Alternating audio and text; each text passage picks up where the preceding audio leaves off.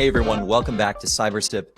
It is a beautiful day here in Western New York. The sun is not out, but it's fairly bright. It's a Simpson sky, and it is made even better by our guest. Jodi Daniels is the founder and CEO of Red Clover Advisors, a privacy consultancy firm. We're going to talk about what a privacy consultancy is later. She's a certified information privacy professional and has more than 25 years. Is it okay if I mention more than 25 years? I know, that makes me a little old now. I know. Well, I'm reading from your bio, so I can't get in trouble for it. A great deal of experience in not only privacy, but the related fields of marketing, strategy, and finance across a wide variety of sectors, from startups to Fortune 500s. Currently, Jodi is an outsourced privacy officer for various companies. She advocates for privacy as a fundamental human right. Maybe we'll get to some of that later today. She is also a prominent national keynote speaker and co-host of the highly acclaimed She Said Privacy, He Said Security podcast, which she hosts with one of our guests, her and her husband, not necessarily in order of importance. I think that's more important. With her husband, Justin Daniels, and most interesting to me, she is with Justin, co-author of the book, Data Reimagined, Building Trust One Byte at a Time. Jodi, welcome. I'm so excited that you are with us here on CyberStip. Well, thank you for having me, and hello, and I am glad to be here. How many podcasts are you a guest on as opposed to a co-host? It's a really great question. It kind of goes in waves. So I have to be honest, I have absolutely no idea. I love talking. As a kid, I talked nonstop, and my family, I drove them crazy. Now it works out really well because I love to talk. I found a good topic to talk about. Yes, you have a great voice for it. And I was a bit of a weirdo as a kid. I love to talk. I used one of my parents' snack trays, and I don't know that anyone under the age of 40 knows what those are. But I put my cousins, we lived in the same house, I put my cousins, Donnie and Marie, microphone set and record player on the snack tray, and I played radio station for hours at a time. And it was a small house. I'm not sure people really liked it, but I liked it. So here I am. But you and our audience didn't need to hear that. So let's jump right in. I want to ask you first question. When did you get started in privacy, and why? What was it that drew you to privacy? It's sort of been the second half of my career, and I was working at Cox Enterprises, who actually had made an acquisition for a ad targeting company. It was an ad tech company at the time. And then one of the subsidiaries, autotrader.com, wanted to leverage that technology. So long story, I went over to AutoTrader, helped build this targeted network, and I essentially stalked you for cars. So you're welcome. And at the time, there was no regulation, and there was no self-regulation either. Mm-hmm. Well, that's when self-regulation started to come around. It was the IAB, the Interactive Advertising Bureau, who said, you know what, we need some self-regulation, ironically, to prevent government legislation. And it kind of worked for about 10 years. And actually, let me correct myself. It is not only the IAB, it was 7 different online advertising organizations and advertising organizations that got together to kind of form this industry-wide self-regulation. And then IAB said to be a member, you have to comply. Well, we were a member, we wanted to comply. As a result, that was me figuring out what is this thing and what do I have to do with it. If anyone pays attention, there's a little blue triangle on the internet. It's called ad choices. That's actually where that came from. Oh. That is my start into privacy. Mm-hmm. From there, did that for a while, was looking for something new, convinced our company they needed someone full-time in data privacy. And that was before there were really any laws like we have today. I mean, there were existing laws. The Federal Trade Commission's always been here with their unfair and deceptive privacy principles and act, but we didn't have CCPA. We didn't have all these other laws. Well, I convinced them that they should pick me to do that. And so that is my start into privacy. And then from there, I built a privacy program for 3 years at Cox Automotive. I left when we had about 23 different brands that I was responsible for, and Mm-hmm. from B2B and B2C. Then I ended up going to Bank of America, really mature, highly regulated industry, learned a tremendous amount in the financial services space and what a mature program in a regulated environment also looks like. Then I decided I was going to break away from corporate and start my own privacy consultancy.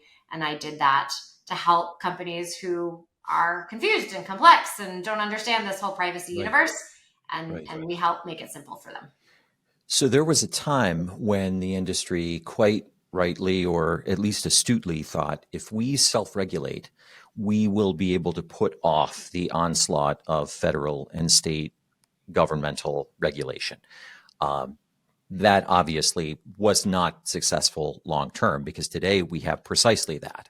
So uh, thinking about Red Clover Advisors, let's talk about it. You are now founder and CEO of this privacy consultancy. What is a privacy consultancy, and why should people be thinking about coming to Red Clover or organizations like yours? We help companies comply with data privacy laws, and we help companies build trust with their customers.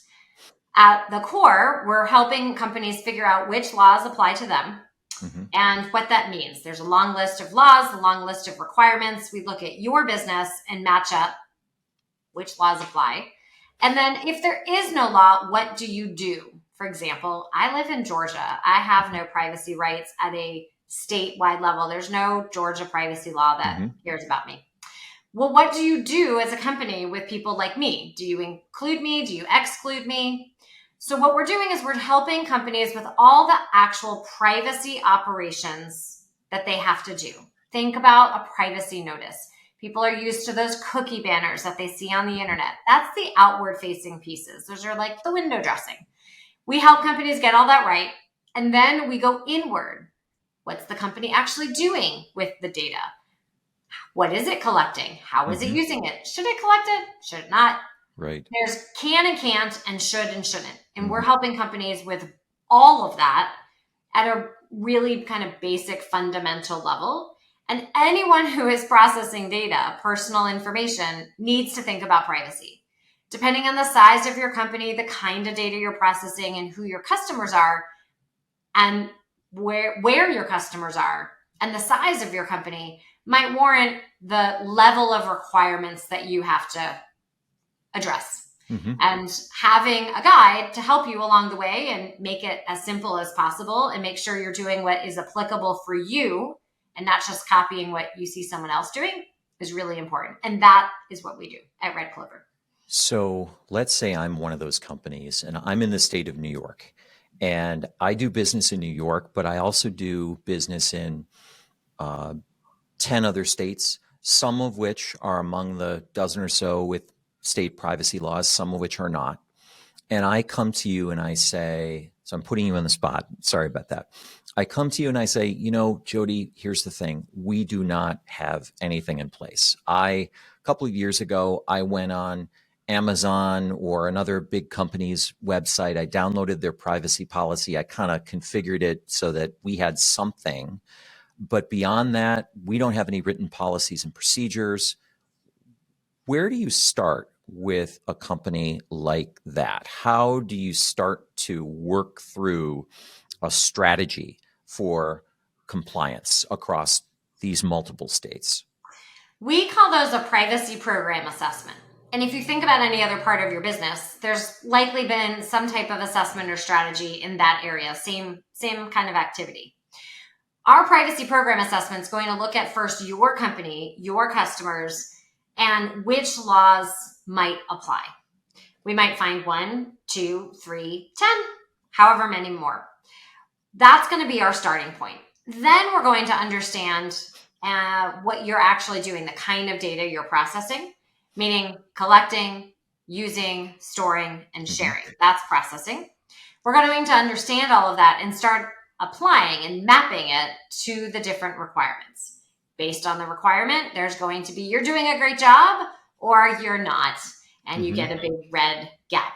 From that, we're going to come up with, here's what the recommendation is. And then we're going to prioritize, because as much as everyone wants to do the right thing right away, you literally can't actually do them all, most likely all at the exact same time. So we're going to outline, we believe this is what's most important because of your business and the kind of data you have and what your needs and what your gap is, and create what that plan and roadmap would look like.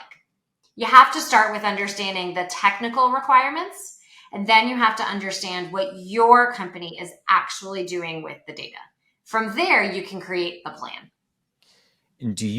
Does Red Clover have both of those capabilities? In other words, you have the technical capability and you also have that policy and procedure legal capability. So you're bringing that to bear all at once. We do. Now, as a consulting firm, we are not a law firm. And Right. what I would say from a privacy point of view, many people are really accustomed to HR consulting and HR attorneys or employment attorneys. Mm-hmm. In my belief, the privacy space is very similar and there's room for both. HR professionals need to know the HR laws.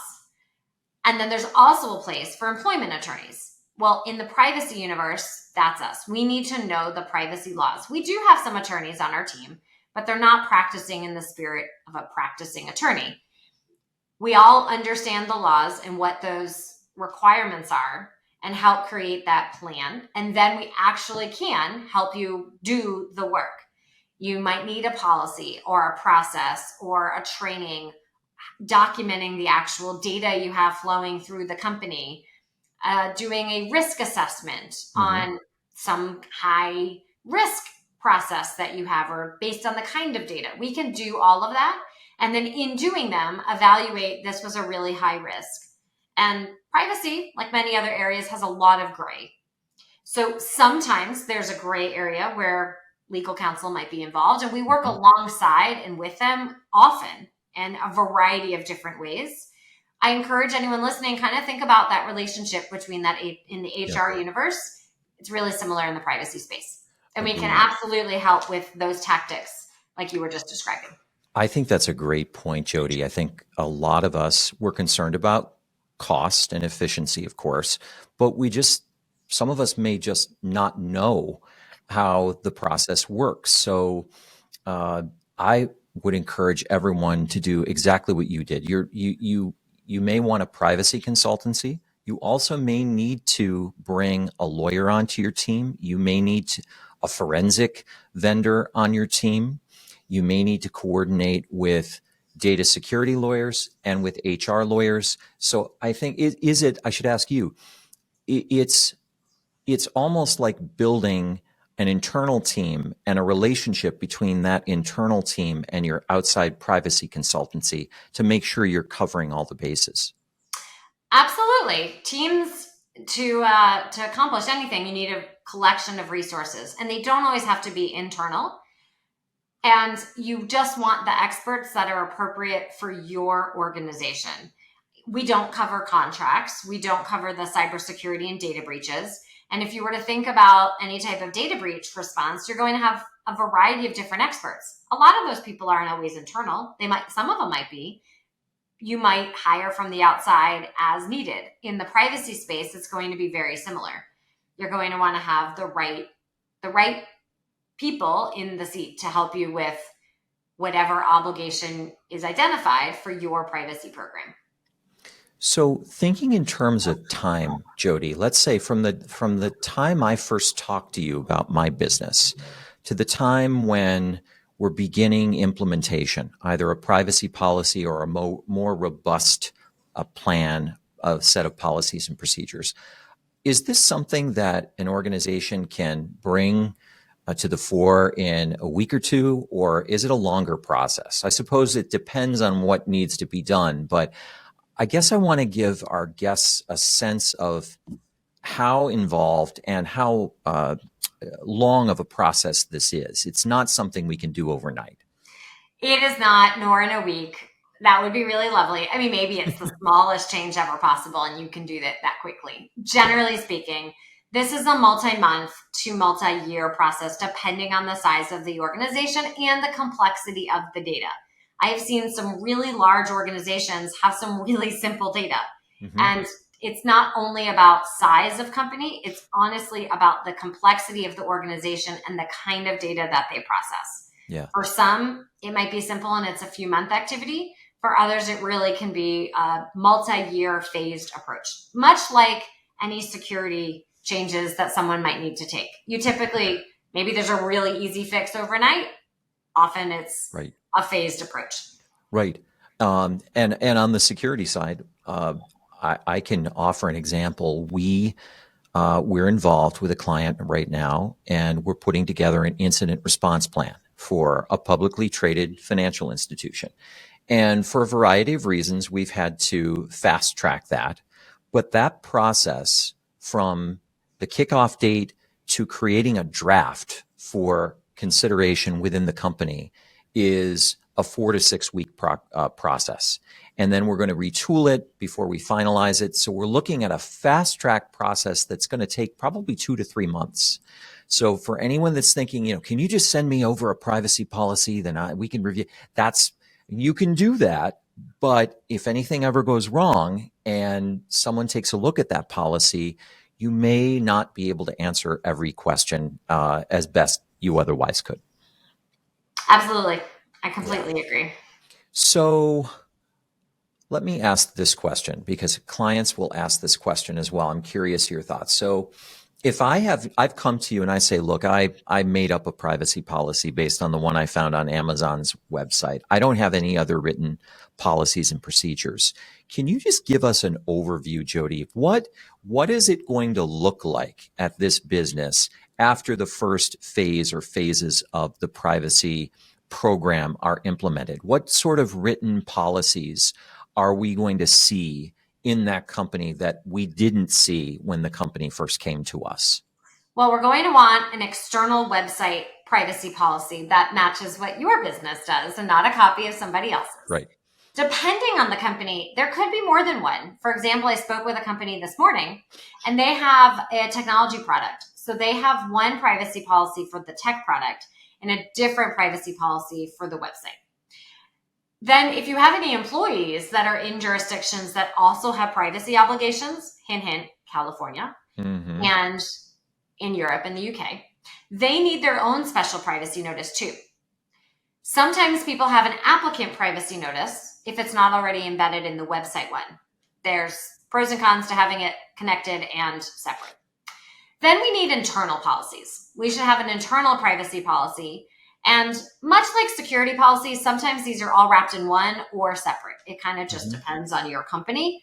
Right. These types of internal policies should cover the rules of how we're going to process internal data. They also should cover how often we're going to review our data. We call that a data inventory, or how often we're going to look at privacy impact assessments, what our plan is for managing privacy rights requests, how we're going to do vendor reviews. So these are all the different parts of a privacy program. And you need a policy on how you will actually address those requirements in your company. So if I were to summarize, I would say it's not overnight. It's not one and done. And although it doesn't have to take forever, I think if you're an organization that is fairly young when it comes to thinking about and implementing privacy policies and procedures, it's probably going to take more work than you might expect. But at the end of the day, your data will be protected. Your customers, your employees will be protected. And what happens if you don't do that, Jodi? Have you ever can you share with us a story? You've had a client come to you after an incident, perhaps, where they're part of an investigation by some regulatory authority. Can you just give us a sense of what happens if you don't take the kind of holistic, step-by-step approach to privacy that you and I are talking about now? Well, then you scramble, and what should take a thoughtful, timely approach is now having to be done in a really time crunched environment. It might not be accurate. It might not be thorough. That's from the regulatory perspective. I would love to add that what I see a lot, especially in a B2B environment, is companies not being able to close a sale because they don't have the privacy program buttoned up the way their customers are expecting them to. And customers, especially larger customers, are very savvy and have very high expectations. And I am seeing much more pressure from those companies downward, sort of in that vendor cycle. And now those companies have to really start building their privacy program and be able to show, here's what I'm doing, and answer those questionnaires that I'm sure everyone listening here loves accurately. So let's jump to that. Let's suppose I'm a small company. I'm a vendor. I happen to work for large companies. I work for some large publicly traded companies who may be subject to SEC requirements, Gramm-Leach-Bliley, a whole set of federal and state privacy laws and regulations. But I might come to you and say, well, Jodi, I'm just a small business. Why? I shouldn't have to worry about the same laws that Amazon or IBM or the bank on the corner has to worry about. Do I? I'm not a publicly traded company. So what's your response to a company like that? I get that one all the time. There's a few. The first is, if you are operating globally, they tend not to have thresholds, and they don't care if you are private, nonprofit, public, or have more than one customer. You just need one to have to be in scope for many of the global laws. In the United States, we tend to take a kind of softer approach, and we put some floors and thresholds in for companies in all different fields. And as a small business owner, I'm sometimes really grateful for that. However, in the privacy space, the companies don't necessarily take that approach. Many small companies want to work with the large companies, and large companies don't say, you're small. It's okay. You don't need to comply with any of my, approved significant vendor processes. We'll make an exception. That doesn't happen. Which means all the small companies who want to work with the big companies have to comply because that is their process. I will also offer that depending on the size of your company, it's not always revenue driven. In fact, most of these privacy laws are not revenue driven. Some are. California has a revenue threshold or the number of records being processed, and many companies fall in because of the revenue. But you can also be a smaller company with just a lot of records because of the nature of your business. And as a result, might find yourself in scope because of the record threshold. Again, if you are a small private company trying to do business with the big public company is not going to make an exception for you, and you have to play by those rules. Right. And thinking of it from their standpoint, if I'm a compliance officer at a publicly traded company, I have to comply with an array of federal, state, and sometimes international privacy laws. And I'm responsible if something goes wrong. So if my company is going to hire you, a small vendor who's not regulated, and you're not in compliance, if something goes wrong, I'm responsible for that. I'm responsible to the consumer. I'm responsible to my shareholders, responsible to my boss.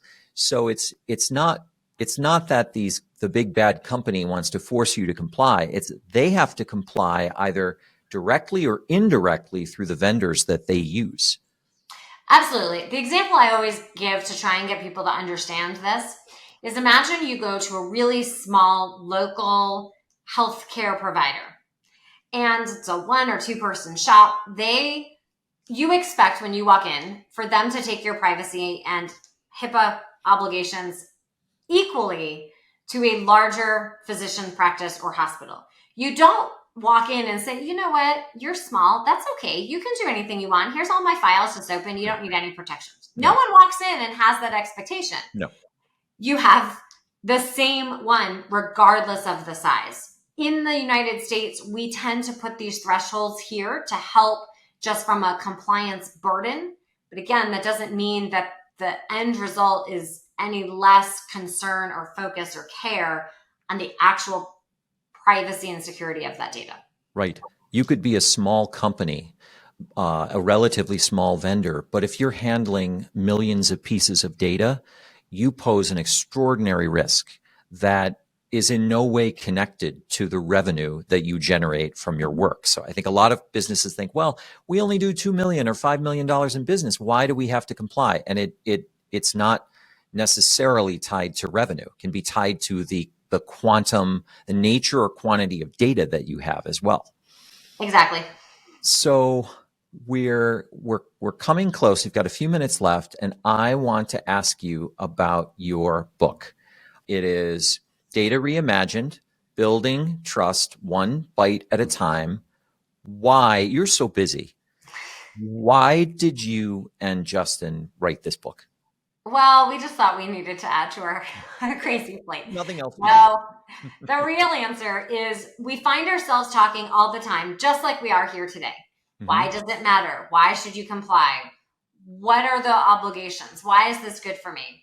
And we wanted to find a way. Not everyone likes to listen to a podcast. Not everyone wants to attend different conferences or read 4,000 blogs that all add up to the same idea. So we codified it into a book. For a business professional, it is very much a story-driven approach. It is not a super detailed technical book. It is meant for the business professional to understand, just like what we were talking about today. We walk through all the different components of a privacy and security program and why it matters to the company. There are some rules. Here's some of the basics of the rules. Here's why you should comply. Your customers care. We've talked about that a lot here today. Your customers care. And ultimately, in our mind, it has to do with trust, because your customers and prospects are making decisions every day. Should they continue to work with you? That could be B2B or B2C. And they're making that decision based on the goods and services. Here's all the features and experiences that are being offered. And in that process, they're giving data to the company. They want to trust that the company is going to deliver on the good or service and exchange and promise, and also not worry about their data. We firmly believe it's not just about fines and regulations. That's really helpful. In the time of this recording, we have 17 states that have passed, and actually 17 and a half. There's another state, Minnesota, just passed the Senate. Well, literally while we're talking. Not the House yet, but we're getting close to the magic 18. So fines and regulations are helpful. They encourage some companies who don't like to violate fines, and most companies want to do the right thing and be good stewards. In our eyes, it's really about doing the right thing. It is building trust with customers, whether it's B2B or B2C, because you have to or because you want to. And we feel right now there's still an opportunity to make it be a competitive advantage, because not everyone is doing the right thing. But if you are, then you should emphasize that. We have seen it shorten sales cycles.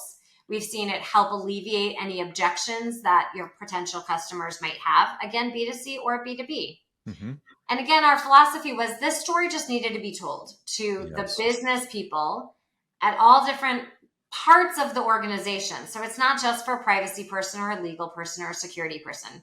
That we have found that they like it a lot, because then they're able to bring it to the others in their organization, and it's explained in a way that's fun and interesting. We've had people read it on a weekend and really like it. So we really did try and make it a compelling read using stories and real stories that are,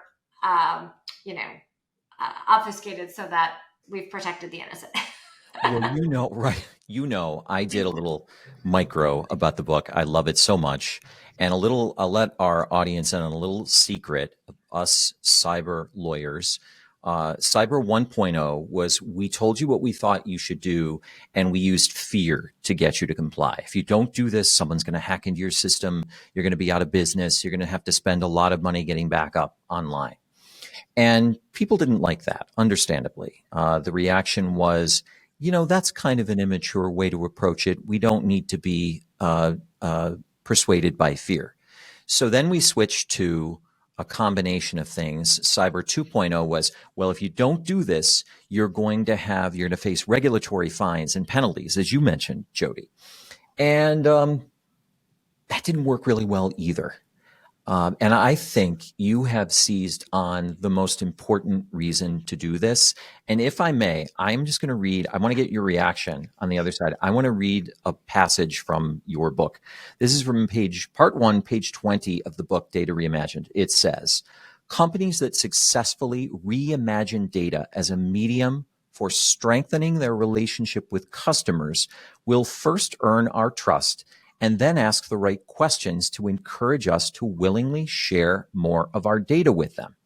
These organizations will then safeguard that data, use it for our benefit, be transparent about that use, deepening their customer relationships by delivering tailored messages that create value for us and a powerful competitive advantage for them. I know you mentioned it earlier, but I wanted to use that as a setup. What's your best pitch for how data privacy can create a competitive advantage out in today's marketplace? Well, I have two. From a B2B, well, really, it doesn't have to be B2B. If people are looking to buy your product or service, and they're literally looking at all the products and or all the different features that are here, privacy could be a very important one. Are you in the financial space? Are you in the health space? Are you going to monitor all my data? I was looking at a video tool the other day. Well, what's the big concern from a video tool? Are my videos being shared and stored? I have really private information. What's going to happen with that? Well, they have an entire section that answers all the questions that someone would have. Is my data secure? Are you going to use it for any other purpose? Who else can have access to it? They appreciate and figured out what is the big concern of a video tool. It's not only how quickly I can edit and do all kinds of fancy things. It's, oh my gosh, you have really sensitive data. How are you making sure that I'm going to feel safe and comfortable there? And they made that a prominent piece of their feature set. So that is one. I think in another one, so the first part of that passage that you read, oftentimes people want to have a lot of data as quickly as possible. Marketers love collecting everything they can right away. And I think as we move into an era that's all about personalization and more data, well, how are you asking those questions in a way that I'm going to feel comfortable about it? And often they just go on in. Anyone listening ever answered, I don't want to answer that question. Yeah, why did you answer it? Because you didn't trust what they're going to do with that information. Right. It's the exact reason. If you start slow and build up, it's, kind of like building a friendship or any relationship. You typically start slow, get to know each other, and then I give you a little bit more, and I give you a little bit more. And ultimately, okay, you're not going to misuse it. I feel comfortable telling you more about my life and what my concerns are and what I could use your help on. That is how you build a relationship. Asking me right away for 20 different things that you don't actually need right away, I'm not going to give you accurate data. I'm going to give you inaccurate data if you force me to answer those questions and don't give me my I don't want to answers. You get bad data. Now you got a bunch of people making decisions on bad data. And instead, if you put privacy into the pieces and you think about what's the right user experience, what's the customer journey, how am I using this data? That's the idea of reimagine how we're actually using the data.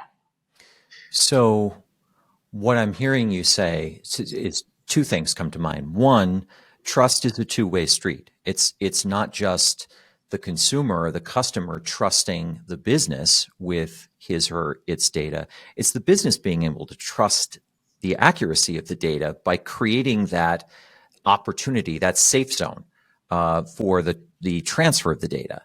And the other thing I was thinking, and I guess we're near the end of our time, so we'll close here. The other thing that occurred to me was that privacy is not just a legal compliance issue, it's a market opportunity issue.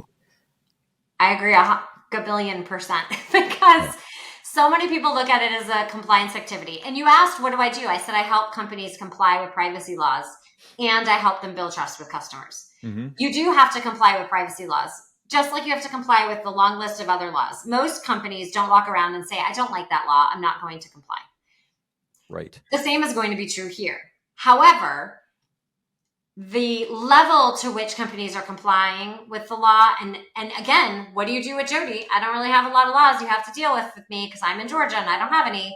How do you treat my data? That's all about building trust with customers. 100,000% is what's the relationship that you're going to have with me. Now, the people you have laws with too, the same applies. You should still build trust with them too. Mm-hmm. And that is why it is, in my mind, a combination. Comply with what you're supposed to be doing. But just because you can, because the law says it's okay, then you have to ask, well, should I? And how should I disclose it? And they might say it's okay to bury it. I disclosed it in a privacy notice, but maybe if you pull it out in the feature set, that's the opportunity. That's what's going to distinguish you and earn you more sales. That's what's going to be able to help build trust with customers ultimately and make you special and different and unique. On that compelling note, we're going to leave it there. Jodi Daniels, founder and CEO of Red Clover Advisors, a privacy consultancy, co-host of this She Said Privacy, He Said Security podcast, and a very busy entrepreneur on a Friday, which is when we're recording. Really appreciate you taking some time to sit down with us on CyberSip. It was my pleasure. Thank you. Oh, thank you, Jodi. Hope we can talk again. And until then, in our next episode, we're back soon, and take care. The CyberSip podcast is available on barclaydamon.com, YouTube, LinkedIn, Apple Podcasts, and Spotify. Like, follow, share, and continue to listen.